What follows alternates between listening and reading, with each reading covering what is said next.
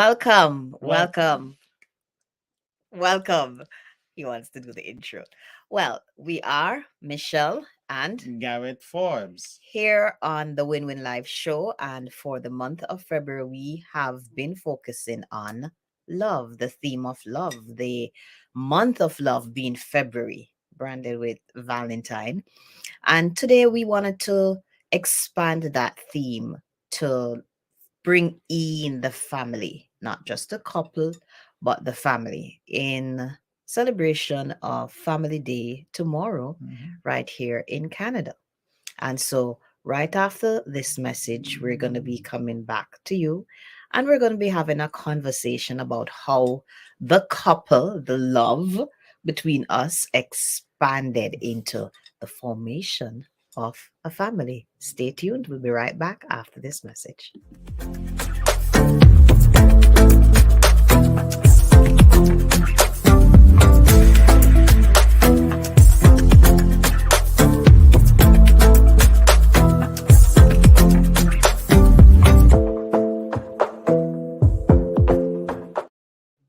Hey, Hey. so today, just before you get a bit comfy, I want to ask you to go ahead and if it's the first time you're seeing us tuning into our channel or our page, go ahead and hit that subscribe or follow and give a like. Also, send out a share with your folks, with your peeps, with your network. It's a pleasure to have you here. We are here in this spot here on the Win Win Live show every Sunday afternoon at 3 p.m. And we look forward to seeing you joining us again, again, and again. So, we're talking about how the couple expanded their love into a family. Yeah. So, I let my husband, as we talk about the children and how they came into the picture to bring the formation of what we now have as the Forbes family. Well, I would like to first say that happy Family Day to everyone that's Oh, listening here in Canada. yes. And we just want to commend every family that are living together and being there for each other because, the family is very, very important as God has created us to be and to Yes. function. Yes. It is still is important and it will be important even in the future. Mhm. And there's where Will that always be. we get our identity, a place of love, a place of comfort. And I know sometimes it come with sacrifices and challenges, but a family still is important. And I just want to encourage someone to continue to be there for the family, and continue to support, continue to love, and create that home environment for them to grow and to develop and becoming what God has created them to be. Absolutely. And just to piggyback on what Garrett shared, w- not as he was sharing, what I also saw is sometimes the family that doesn't look like father, mother, children, um, tends to feel a bit left out. But hey, can I tell you, you are a family Mhm. just as you are. If you're a single mom, a single dad with your children, that is your family Mhm. until God divinely order you with a partner who will both of you will work in complement with each other to grow it as God would have designed it. But if that's where you are, if it's a family with the grandchildren and the grandparents, whatever brings you together as a unit, as a community Mhm. within one space, living the majority of the hours within the day. That's there you are the family. And we're speaking specifically as it pertains to either blood or adoption, not because the thought that just popped in mind was the gang related family, and we're not going there with that, but just looking at the family that came out of what God created, what God designed. Yeah. Mhm. So your first encounter with fatherhood, I can never get that picture out of my mind when Gareth first realized I'm a father. When his first look, his first sight of his son. Yeah, I'll let you take that. Yes, it was very, very touching. And even before the delivery, even before the delivery of our first child, which is Michael, his son, um, just this stage of being pregnant Mm, and the whole creation of the you know life. conceiving and becoming pregnant with a baby in my wife's belly, and as it grew, we had print out the stages of For him? pregnancy. Yes, we did.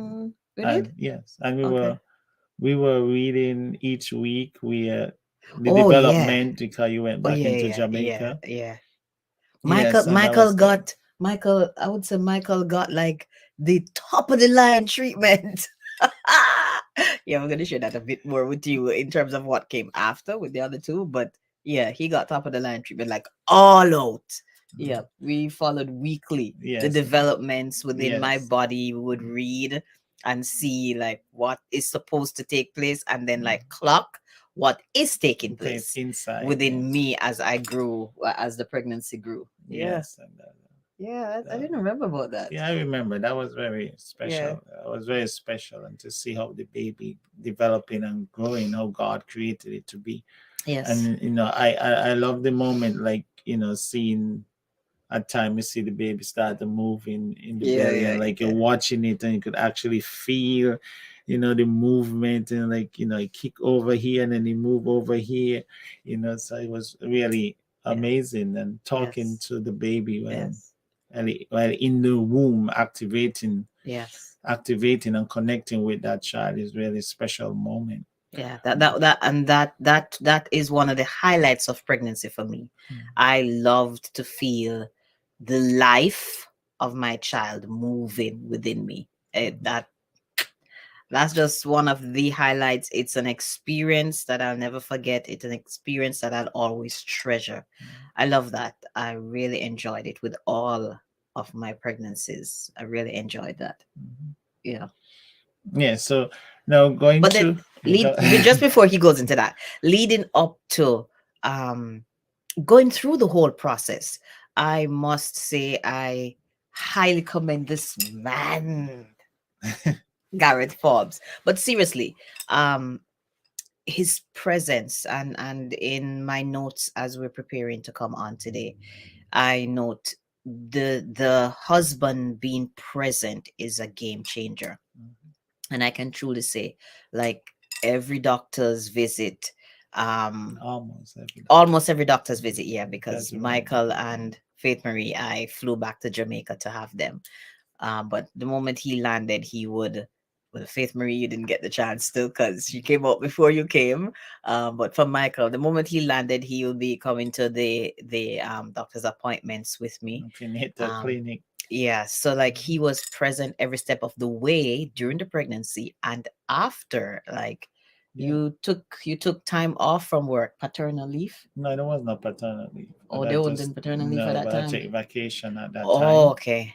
Yeah. At that time to help, Yeah. with you and Both raising them. from work and from church. Yes. It wasn't popular, it wasn't liked, but it was God and it was order. Because as we look in scripture, we see where God created the family before. That was the very first institution. Yes. After marriage came out the family. And so it was orderly, it was in order with God's creation, God's design. And so we followed it, and we found that that served us. Yeah, it does help, and I just want to encourage any husband that is there, that in this position of your wife having a baby, or maybe girlfriend having a baby, that you make that time to be present, and Mhm. also stand firm in making the decision, even if you have to take vacation, or even if you have to take leave from your church ministry or anything, just to be there for your wife and for your child is very, very important. Sometimes the culture may not support you, and people may say negative thing about you, but the most important thing is for you to be there for your wife and for your child. Very, very important. And I know sometimes ego gets in the way, or sometimes you want to show others that you are not just only giving heed to what your wife demands or wish of you, but you let him to know that yes, this is where you are, and I'm gonna be there for my wife and my children for that period of time as much as possible that you can. Yeah. Mm. Like even in the examination room, my husband was present. Yes. Yeah. Yeah, that was one thing I wanted to do, when the Yeah. delivering of the baby Mhm. with Michael first, I must up my strength because I don't want to see blood and those kind of things. But I muster myself being there when she was pushing, holding her hands, and she like And I pushing me didn't like feel like I wanted to punch him out. You watch movies and the women in labor feel like they wanted to punch out this man because you're the reason why I'm in this Yeah. position. I didn't have that feeling, but just wanted to make it through this thing like, whoa, yeah, alive. Yes, Yeah. so I was holding her hand and she was squeezing my hand like squeezing very hard. I know. I feel it. Squeezing her like, should I be concerned now about her myself? Because her heart is squeezing. But I could see the head of the baby, Michael, and Dr. telling her to push, and as he pushes, it comes out. And as it come out, I see As start he to came see out. as he came out to see the blood and start to faint, feel fainty in the delivery room and say, trying to hold myself together and said, Doctor, I'm going outside. I don't want to faint in the delivery room. Then they have to be Yeah. focusing on me. So Yeah. I escape my, just gently just Exit. exit myself from the room and get myself together and everything.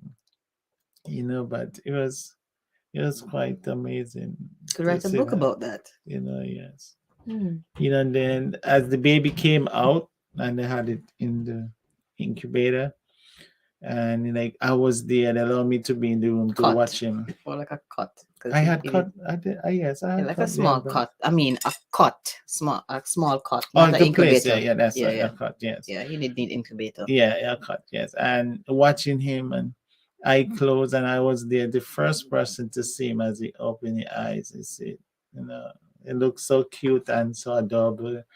Those are the moments that you cannot forget. That cause you to be really to cherish your wife and also your child and children. Yeah, we tease him now that his favorite is Michael. So the girls and I just tease him that Michael is his favorite because he was so mesmerized that moment when the first person Michael saw when he opened his eyes was Daddy. Yeah. Yep. But something though, honey, I've wondered, never experienced it. Wondered what did it feel like when you were to cut the umbilical cord? I felt good. What? I felt good, to separate, mommy from the baby. It just felt good to see that you were there to cut that umbilical cord and see that change, that takes place.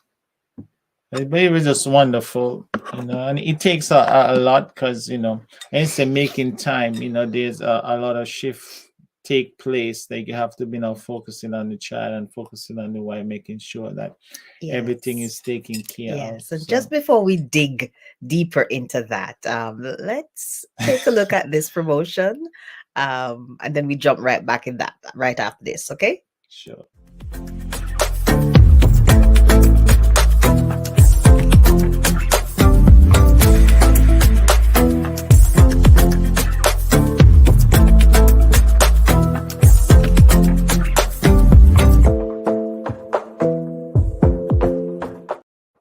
Yes. So it became family focused very fast and very massively family focused. And yes, you want to take it from there? You can share your part. Okay, so it became family focused very fast and very massively so. When as we were preparing, when I wrote that, right away my mind went to how My husband. So I was looking at both the husband and how that role quickly shifted into the father, and then I was looking at the wife and how that role quickly shifted into mother, and how did that impact like the dynamics of the couple. And so I wrote, it became very family focused, which is good, quick, and massively so, where there were some non-negotiables that we had. But along with the non-negotiables, there was some things that creep in on the backside. We'll touch on that just now. But some non-negotiables that we established as a couple, in growing our children, was like, you do one, I'll do the one. Like having starting our day with devotion and ending our day with devotion, especially putting them off to sleep. Usually had those biblical storybooks, reading to them. Bible story books. Bible story, reading to them while they're going to off to bed. To ingrain that to be a part of their life. And quick story, as you touch on that. So, as Michael grew, Michael wanted to read, and this was Michael, like 3 years old, can't read, but he wants to read. Yes. And Garrett feels, this is my duty as father. I must read. And I'm like, oh, it's okay. Let him read. He wants to let him read. So at that stage, they read picture. So they look at the picture and they read what they see on the picture. But it had a little tug of war where I had to step in and tell him, no, let him go ahead and read, man. Yeah, Michael was standing up at those age, like, I want to read, Daddy. Yeah, but he felt like he was being robbed of his duty as dad. This young child who don't know how to read, based on how we know that he wanted to read. Yeah. But yeah, so that was a non-negotiable. We start the day and end the day with God, in family devotions. And we would have them to another non-negotiables. When the scriptures talk about training up the child in the way they should go, we decided we're going to train up our children in God. And by also in our devotions, we would be like planting word within their hearts. The scriptures talk about it, where David said he hid the word of God in his heart that he might not sin against God. And so that was also non-negotiable, just to establish them, getting the word within them, in their hearts, planted within their hearts. Another non-negotiable is to be there for each other and to share one with another. And being there for each other, like sometimes they have influence on the outside that may want to separate them as family members, and always keep focus of their family. Anyone that comes close to you as a friend, a relative, anyone, and they want to advise you, can share it to your family, that is not a person to really to follow, because if they're so involved with you or concerned about you, they should be concerned about your family also. And the background we're coming from, at times, people invite us out, invite me out because we're out there. I usually let them to know that, my family will be coming along with me. So I'm not just going to go by myself without my family. If they don't want my family to be there, that my family cannot make it, then I'm sorry, not going to be able to make it. So trying to keep the family together. And once they respect me, then I'll cause them now to respect my family. So it's important that we keep that in mind. So you cannot love me, but yet not love my family. Yeah. And for that, as we grew, I began to you have to be able to how do you say, separate the two. Realize that, okay, there are going to be events where it's for you alone or it's for you and the spouse, not the children. Like we would have had, I think, some work event where it was only for the couples. We did walk with the children, but they stayed in the hotel room while we went to the event. And yeah, so as you grow, you become more mature, you realize, okay, it's not everywhere the family is going to be able to go. It's not every event that the family is going to be able to go. If you can walk with them and leave them in the background, fine. But as much as possible, if the event allows for it, then by all means, we don't shy away from showing up as a family. We do. Another non-negotiable is we decided pretty early that we are going to be supporting each other by way of whatever events that we may have to attend, whether it be he is going to be preaching or I'm going to be ministering at wherever we're showing up to support that member of the family. Also, another non-negotiables was with the children for the events that they would be having at school. The way how we reasoned it was this event is not an everyday occurrence. Like going to church or going to work, or those are everyday occurrences. But showing up for my child at this event, which a number of times is one time in the year Yes. that they have it, is not an everyday occurrence. So that was a high priority for us to show up as a family and Yes. support Yes. that child. Yeah. Yes, yes. I do agree with that. You know, we had to make a number of sacrifice on other end just to be present for them, to make sure that we'll be there for them. Yeah. You know, because knowing doing on the stage, being on the stage or being performing, the first person that you look for is a family member. Mm.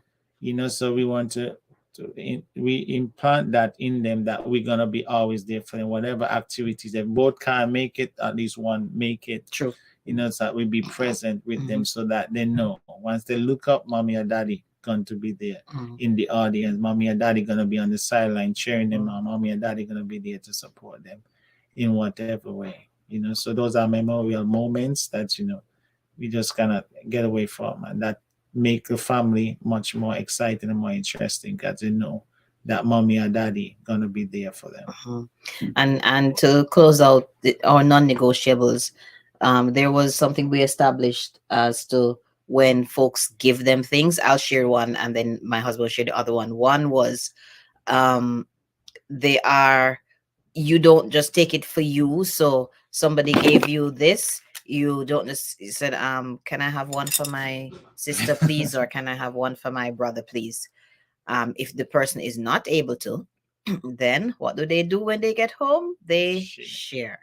Yeah, but we always teach them to look out for their siblings in that fashion, and like clockwork, every time without shame they ask, like, can I have one for my brother, please? Or can I have one for my sister, please? And the other part of that non-negotiable is if it's pertaining to food, we tell them to. I do not eat anything from anyone just like that, especially when they were young, to come and bring it to us, especially if we are in Yep. that environment, to bring it to us, Yep. because you know, people just get anything, and we are the one as a parent know if they're allergic to this product or that product, or what they Yes. like and don't like, you know, and also Yes. to look out for their well-being. So Yes, yes, then indeed. to know, okay, you can take it, but make sure you bring it to mommy and daddy Mhm. for us to verify that it is something that is good for them to partake of. Verify. Interesting. Yeah, but Yes. definitely, I can't stress that enough. It's not even only whether they are allergic or not, because none of them have allergies, but it is just like what Garrett just said, looking out for their well-being, because not everybody means you and your children well. So you always want to be sure of that. It's not being negative, but it's being real. Yes. Like not everyone means you and your family well, so you want to always watch out for watch out and watch over Mhm. your children. And like the mother hen, like I am always like watching, like when they're with me, I'm not looking at them directly, I'm looking at them silently. I'm aware of what's taking place with them. Like even when somebody gives them something, I'm aware. And I'm looking to see, okay, are they gonna take it to me? And Or are they from gonna eat it? yeah, this is something, Yeah. to inject something.